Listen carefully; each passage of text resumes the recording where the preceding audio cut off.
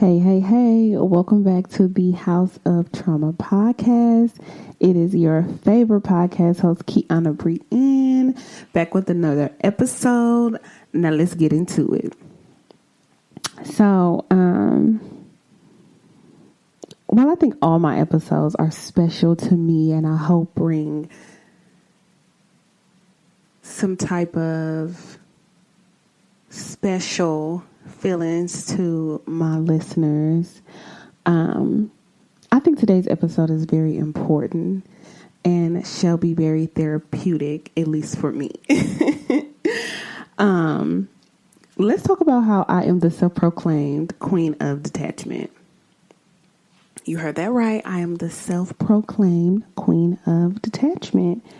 And up until maybe a few months ago, I'll even say 6 months to a year ago, it was almost a badge of honor to be the queen of detachment, because I felt as though this is just pure facts. It is easier for me than most, to walk away from people, places, and things that I feel like no longer serves me, or throw relationships in the trash if I feel like somebody just had me completely fucked up.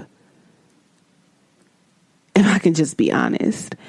And I see no wrong in that, because it was all in the name of protecting my peace, right?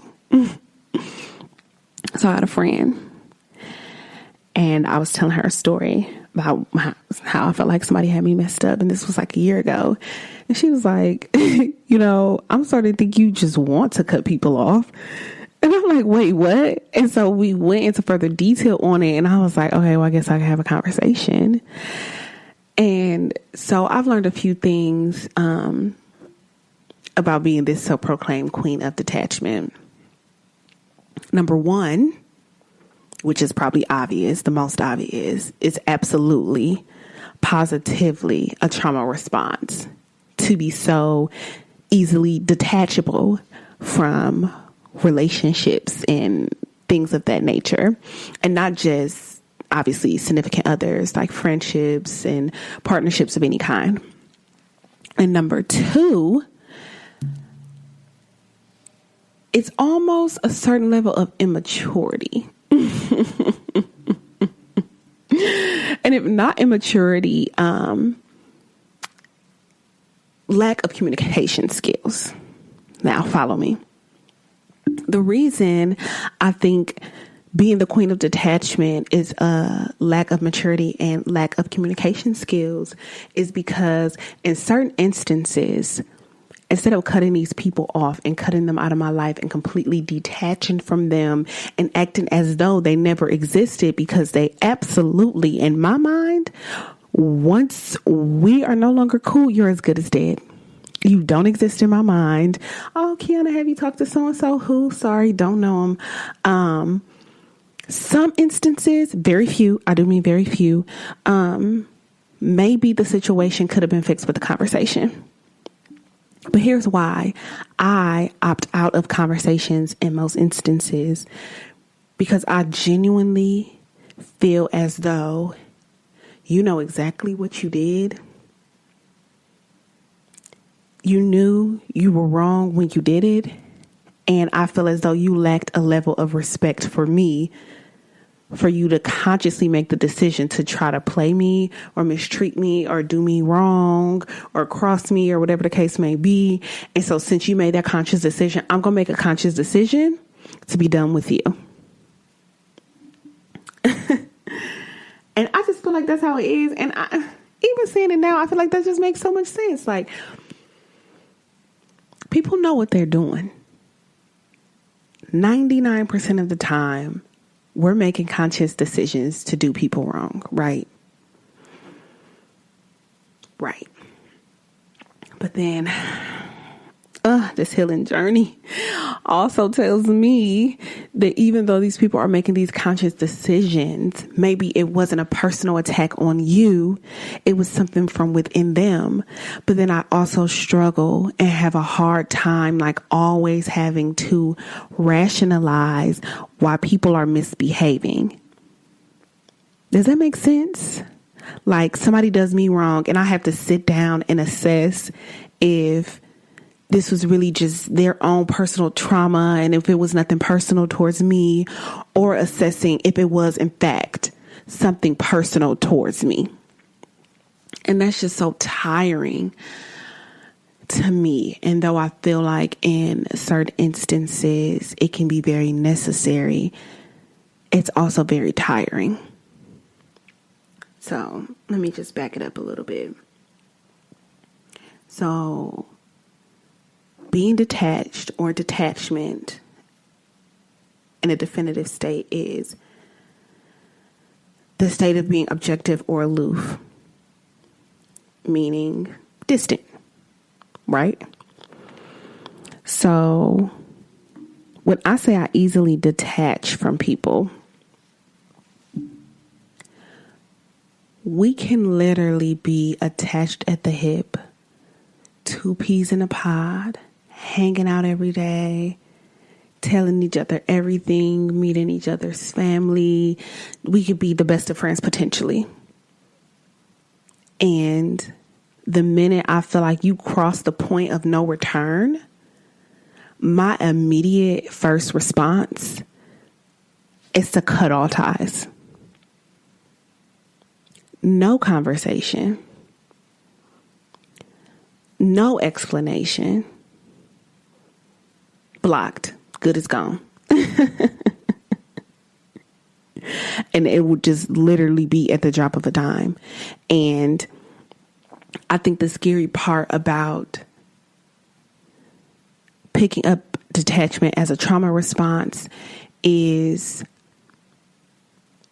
I'm not cutting you off and then I'm mourning the loss of this friendship or this relationship. I'm cutting you off and literally I've convinced myself in my mind that you were nothing and you are nothing. And there is no mourning of the relationship.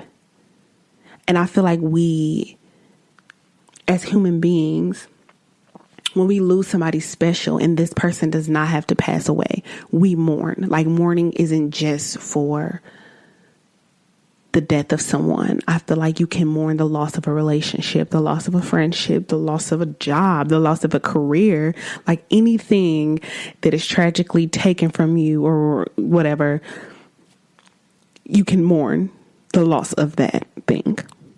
And so for me, the reason I don't, or I haven't in the past deemed it necessary, and I guess still in the present moment, I don't think it's necessary to have certain relationships and just to kind of cut all ties with certain people, is I feel like with certain things you do, and depending on the relationship we actually have with this person, is a conversation necessary? Because what is it that you can say to explain to me why you did what you did? Nothing. To me. And other people might feel differently, but in a lot of cases, I don't feel like there's too many things you can say to me to convince me that you didn't really mean what you did. And even if you didn't really mean what you did, okay, let's say hypothetically, you didn't mean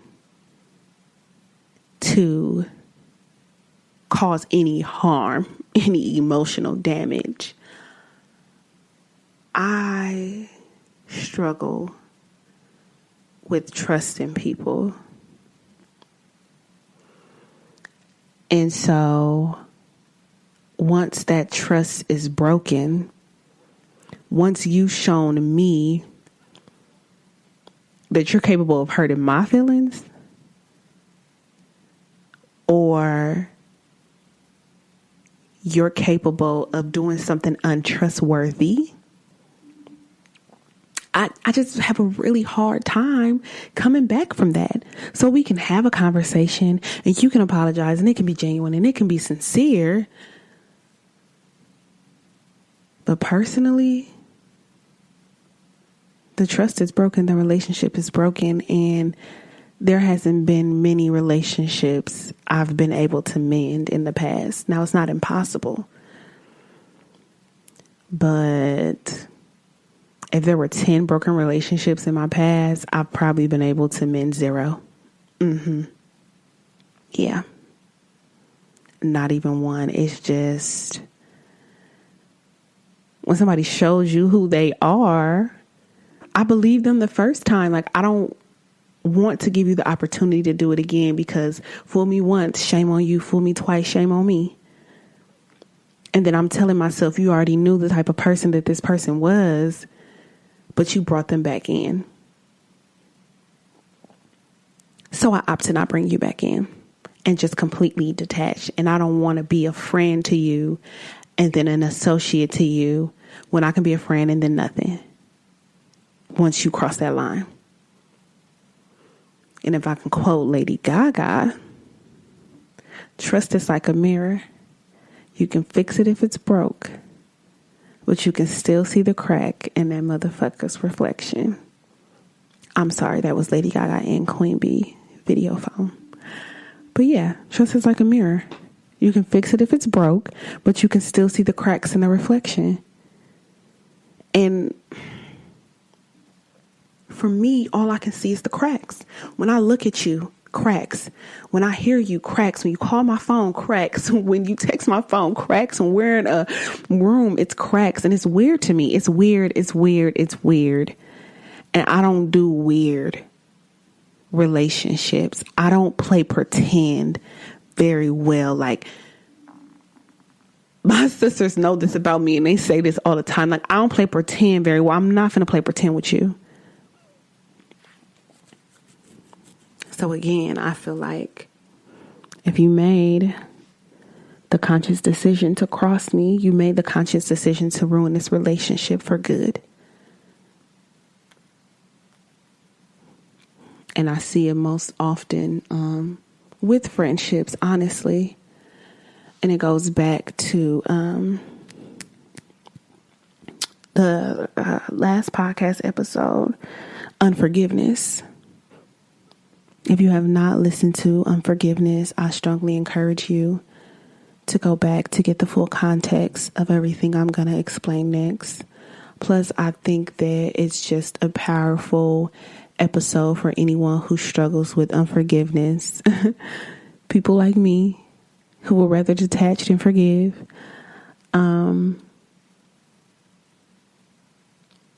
It's disappointing more than anything when people treat you how you would never treat them. You know what I mean? And so that's one of the main things, one of the main issues that kind of hold me back from forgiveness, which I spoke about in the unforgiveness episode, because I'm such a genuine person and an honest person. Like, one thing I don't do is lie. 'Cause why? Like, for real, why? What is the reason? Please tell me the reason. So if I'm not lying to you, if I'm not mistreating you, if I'm not sabotaging you, and then you sabotage me, then you lie to me, then you mistreat me, there's a level of respect that's missing. I feel as though I respected you and you didn't respect me. And so now there's no respect, because how do we come back from disrespect? I don't know. Because ain't no coming back from disrespect. Because if I disrespect somebody, I meant it from the core of all my being.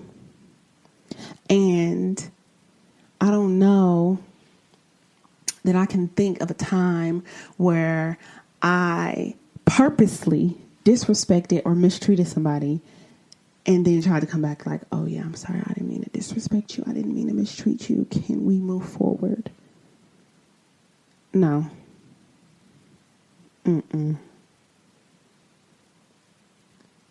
And so that is something I'm still working on, so to speak. That's something I'm still trying to heal through, because maybe it's not as deep. I don't know, because that's how I feel. I feel like it's that deep. Like, do y'all not feel like it's that deep? I don't know how people do it. I constantly see people being mistreated and then forgiving somebody, and it's just like, what? They just played you this way, and you let them, or you forgave them, or whatever. Like, y'all friends again. Like, I don't know. Y'all talking again. Y'all in a relationship again. Like, the shit is weird to me. Like, if I can I'm just trying to be as honest as possible. It's weird to me because I can't do it. I don't see it happening. Like,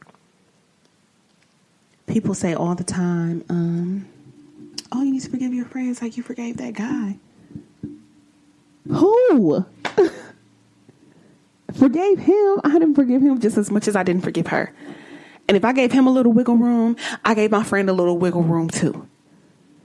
And I always feel like that when I do give a little wiggle room, when I do let certain things slide, then I'm regretting it.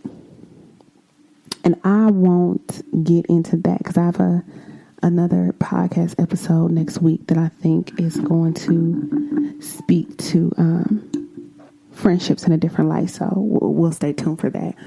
But the point I'm trying to make is I don't mistreat the people I love, genuinely love. And so if I genuinely loved you and you mistreated me, then yeah, I do feel like we have nothing left to discuss. And that's when I detach from your ass. And I just don't know that I should feel sorry for not having conversations with people when they weren't sorry when they did whatever it was that they were doing to me. I'm just, I don't know, stubborn, I guess, because I'm really having a hard time processing why I shouldn't detach from these people and why other people do. I don't know. I'm really sitting here thinking. And so, okay. In light of good communication, right? I feel like conversation should be had, right? And like I said before, sometimes I really need to tell these people who you feel wronged you exactly where they had you messed up. But energy is so intense to me. I see a lot of people on social media speak about being an empath and all that stuff. And I don't know if it's just trendy or what people, or if people know what it really feels like. Like, energy can be so intense to me. And then I'm spending days recovering from that lost energy or the negative energy that I consumed. So the process, when I feel like somebody has wronged me, I have a decision to make. How important was this relationship to me? Right? Number 2, how serious was this incident? Like, how serious, like, what was the level of disrespect? So how much does this person mean to me? And what level of disrespect did they implement in whatever it is that they did where I felt like I was wrong? And then off of those 2 things, I decide if the conversation is worth having. And sometimes the conversation is worth having. I remember, okay, real life example, my best friend right now, my meatball, she, we got into it, but it was like, well, we didn't even really get into it. We stopped speaking and it was like over a misunderstanding. She kept reaching out to me and I wasn't in the mood to have the conversation in that moment. I said I was busy the first time. The second time she texted me, I just didn't respond. And then she never texted me again and I never text her again. And like a lot of time had passed by. So I thought about what she did that pissed me off, to why I didn't want to have this conversation. And then I thought about how important the relationship was to me. And at this time, I was like 22 years old, 21 or 22, and we had been friends since we were 17.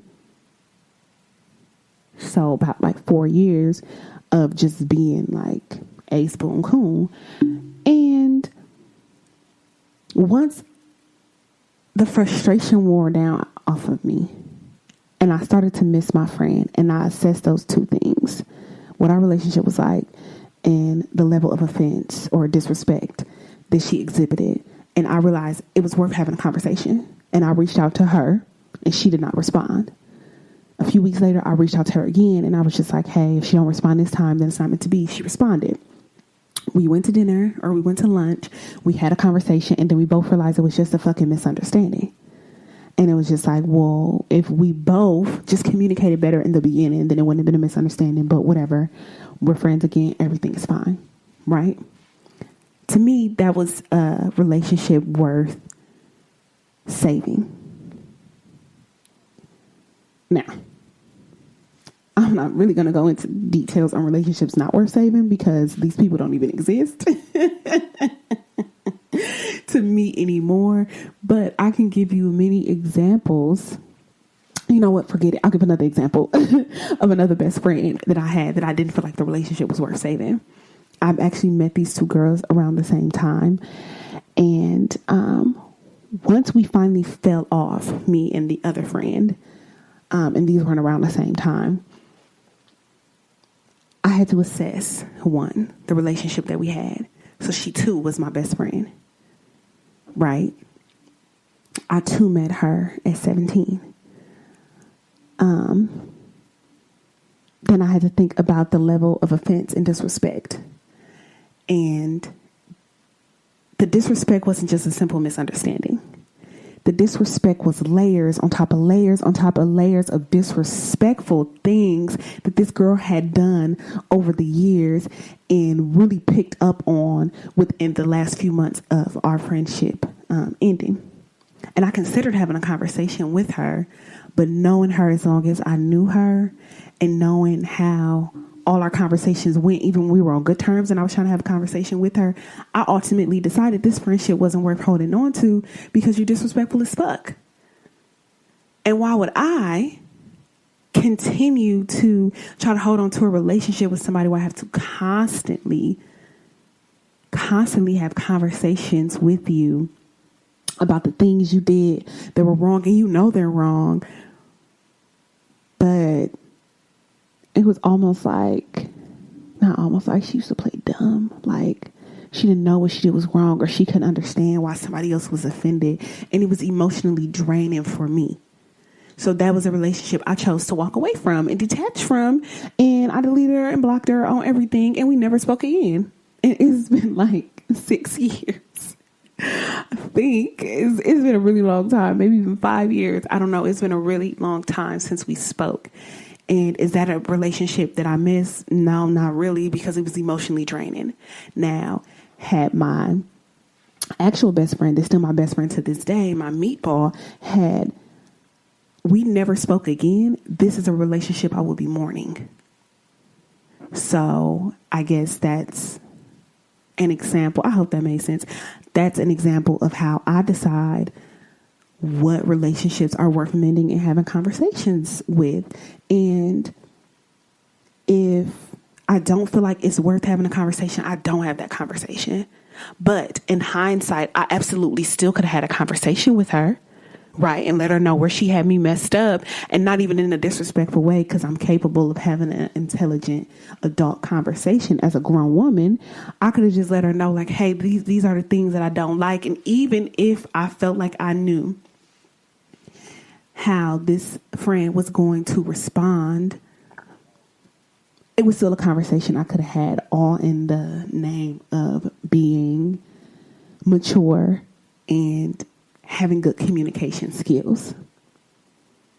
But again, I must lack these things because I didn't feel like it was a conversation worth having. And even to this day, I just recently cut off a friend because I didn't feel like it was a conversation worth having. Because when you do so many disrespectful things, it's just like, was trying to play in my face. And I be feeling like they just don't think nothing is going to be said. And that's why they do these things. But, hey, I don't know. I'm not in their heads. Don't want to be in their heads. But that's just like an insight on how I look into things. And so once I decide this isn't a relationship worth holding on to, much like that friend, never answering your phone calls or your texts, potentially blocking you, and not just your number, blocking you and unfriending you on all social media, cutting off all ties. Don't invite me to no place with this person because I don't want to do it. I don't need the negative energy. I'm not in a mood to explain myself. Just know we're nothing moving forward. And they could be walking down the street and I wouldn't know a thing. And that's just how it is. But I do often, as of lately, think back to the conversation I had with a friend a year ago when she said she thinks I just want to cut people off. And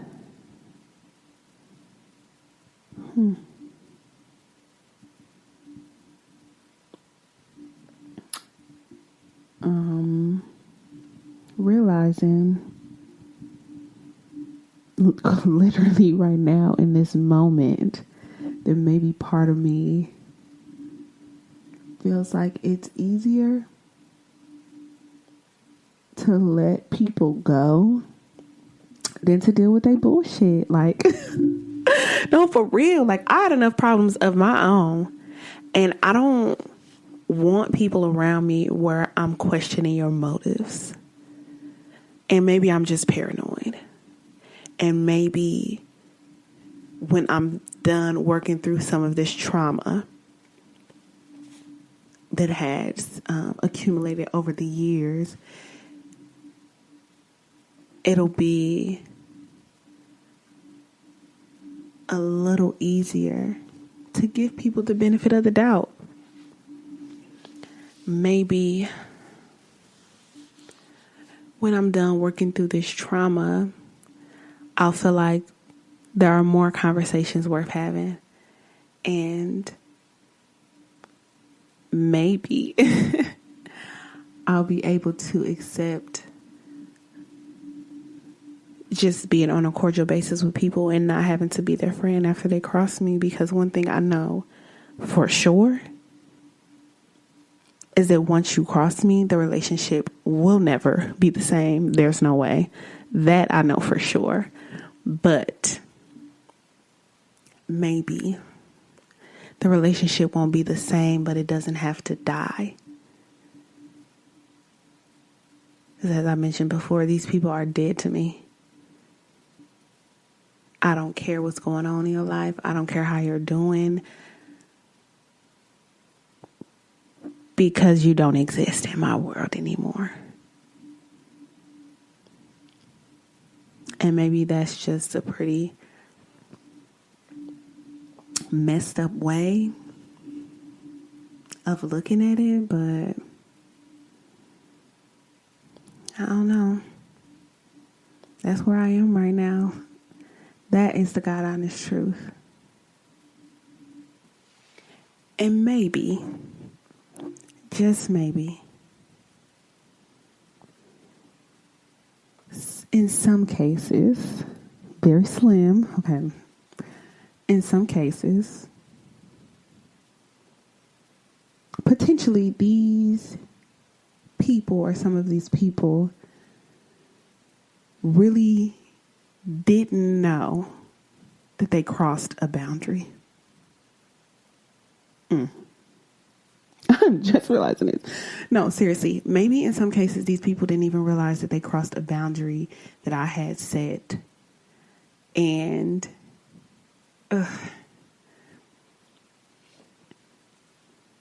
I guess it would be my responsibility to tell them that they crossed a boundary that I set, and then allow them the opportunity to respond, and then I can cut their ass off. Because that's probably how it's going to end anyway, if it was malintent, right? But if their intentions were not impure, and they did not mean to cross my boundary or hurt my feelings or disrespect me, then it could be a conversation worth having. But I've already gotten it made up in my mind that you knew exactly what you were doing, which I do believe in most cases are true, but you knew exactly what you were doing.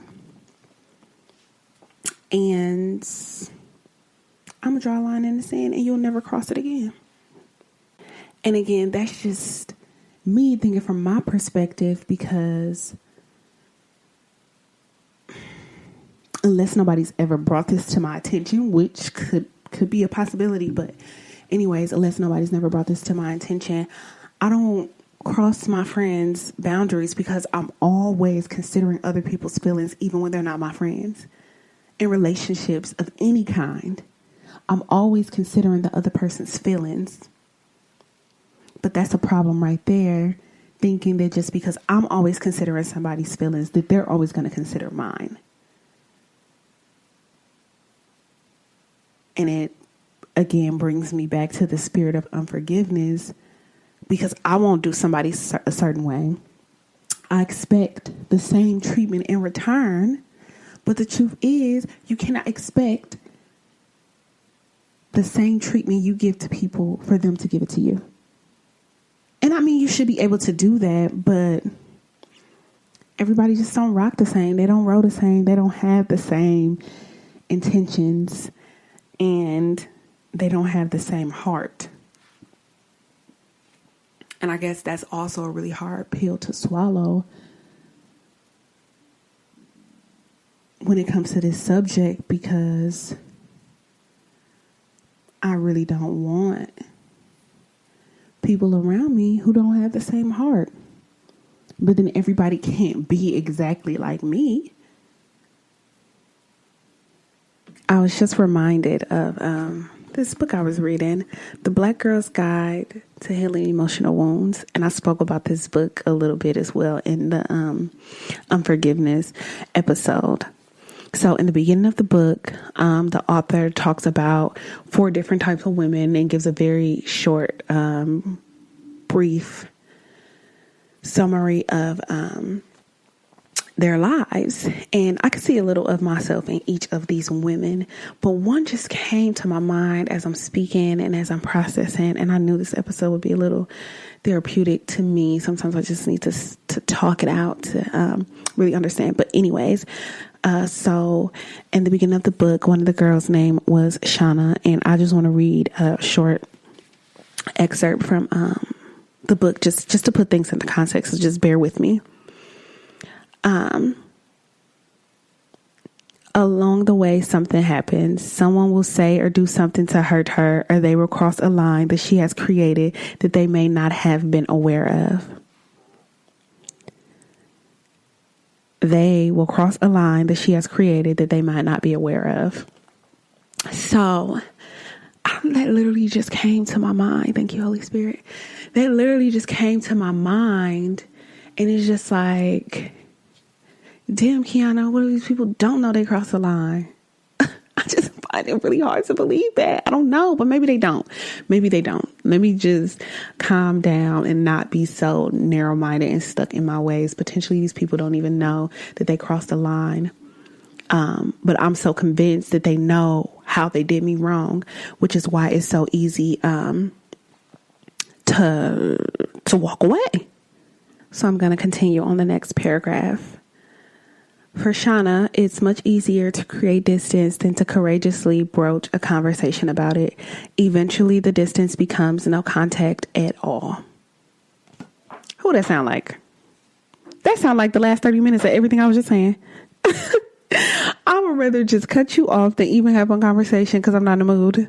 Because I absolutely believe that you know what you did and you was dead ass wrong and you know you was wrong. So why would you play? And I suppose I do pick and choose the people where I feel like conversations are worth having. But again, in the name of maturity and good communication, and for my own personal reasons, moving forward before completely detaching from someone, and just completely cutting them off. There are certain conversations that are worth having, even if for the simple fact, just letting them know this is the boundary that you cross and we're done here. And even earlier when I told y'all the story about my best friend and we hadn't spoken a while over a miscommunication, the very specific text that I sent her was that I think we should meet up and talk about it. Even if we agree after this conversation to never speak to each other again, I think it's important to have this conversation. But for her, I felt like that conversation was worth having. See, the thing about mastering detachment is as easy to walk away. It's easy to walk away from people, places, things with no remorse.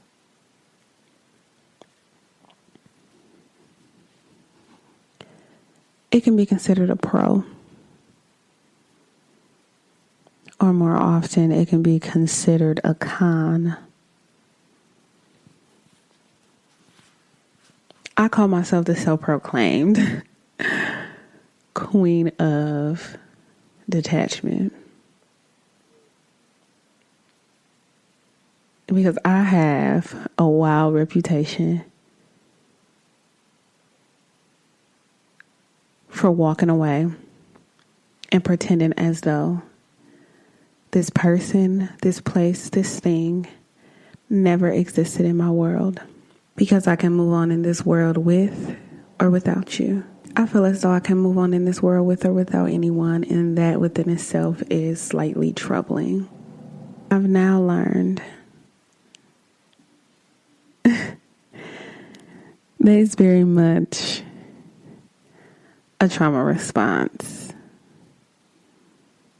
And that maybe, just maybe, having a conversation and not burning hundreds of bridges along the way might just be necessary. Now, I would be lying if I said tomorrow I would just be gung-ho for mending relationships when I feel like somebody has crossed a boundary. But I can be honest and say I vowed to make a conscious decision to unlearn this detachment style and move forward with better communication, even if it's solely for my benefit and not the other person's.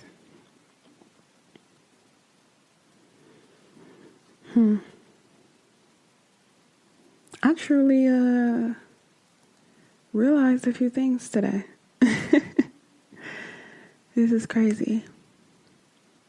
I hope that if anybody listening struggles with detachment, because it is in fact a struggle and not a badge of honor, that you too make the conscious decision to deal with people, relationships, things that you feel like have crossed your boundaries or just done you wrong in a healthy manner. This is the House of Trauma podcast. I pray this episode has truly blessed you. I'll see you next week.